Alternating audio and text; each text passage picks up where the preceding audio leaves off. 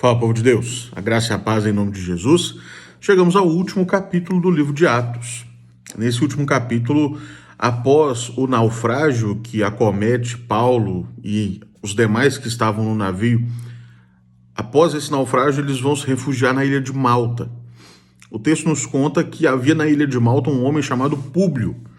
E Públio hospeda Paulo e aquele povo durante algum tempo. E Públio tinha um pai que encontrava-se enfermo. Paulo, então, é usado por Deus, diz o texto sagrado, para curar o pai de Públio, que estava ardendo em febre. Diz o texto que, à vista deste acontecimento, os demais enfermos da ilha vieram e foram curados, os quais nos distinguiram, isso quem está falando é Lucas, com muitas honrarias, e tendo nós de prosseguir viagem, nos puseram a bordo tudo o que era necessário. Veja como que Deus, mais uma vez, está conduzindo a história do seu povo. Afinal, após um naufrágio numa ilha que poderia ser um ambiente hostil, Paulo, pela graça de Deus, é usado para curar um homem, e a partir dessa cura, muitas outras curas acontecem.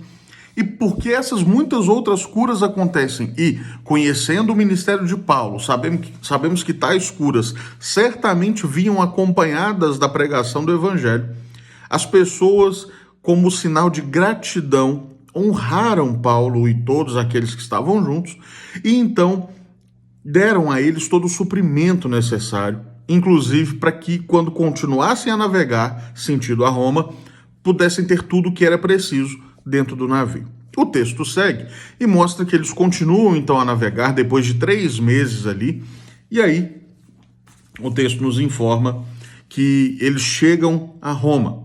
Quando Paulo chega a Roma, diz o texto, foi-lhe permitido morar por sua conta, ou seja, Paulo não ficaria numa cadeia comum. Paulo ficaria numa casa, na sua casa, claro, vigiado o tempo todo. Seria uma prisão domiciliar, portanto. Ele arcaria com suas despesas, mas teria a liberdade de estar em sua própria casa e os privilégios que essa prisão domiciliar poderia trazer. Tanto que esses privilégios incluíam, por exemplo, receber pessoas em sua casa. O texto nos informa que 3 dias depois ele convoca líderes judeus e, quando se reuniram, ele lhes disse: irmãos, nada havendo feito contra o povo, contra os costumes, vim preso desde Jerusalém. E então Paulo, durante todo esse tempo, está se defendendo mais uma vez. E Paulo entende que os que se levantam de fato contra ele não são os do império, mas os da religião judaica.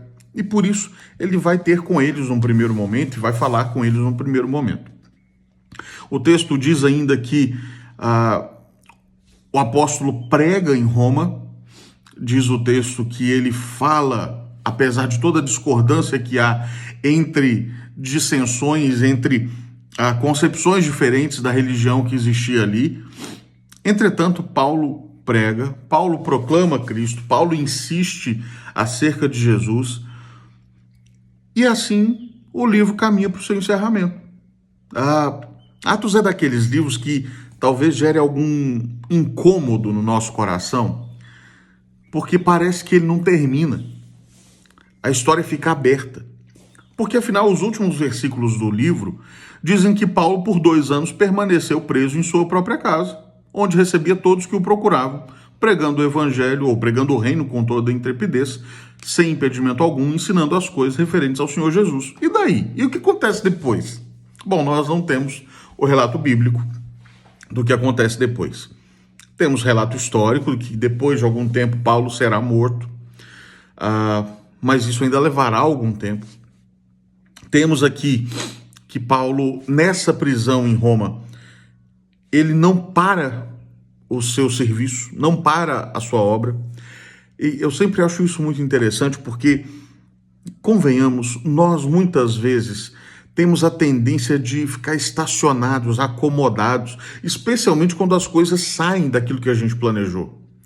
Na dinâmica do reino de Deus, algumas vezes nós ficamos tão confortáveis que a gente não faz nada mais, a gente só mantém, e mais ou menos.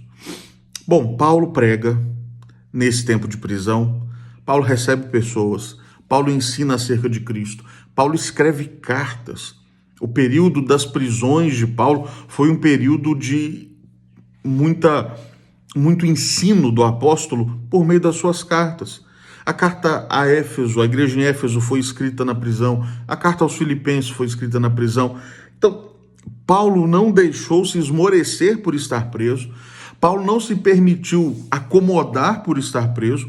Paulo não entendeu que a prisão limitaria o seu ministério.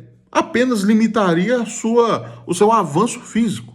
Mas ele continuava ativo ministerialmente, continuava vivendo aquilo que o Senhor o havia chamado para viver, o ensino, a missão, o compromisso com a pregação do Evangelho. Atos não termina, porque Atos continua na vida da igreja de hoje. O que se foi vivido no primeiro século precisa ser exemplar para nós.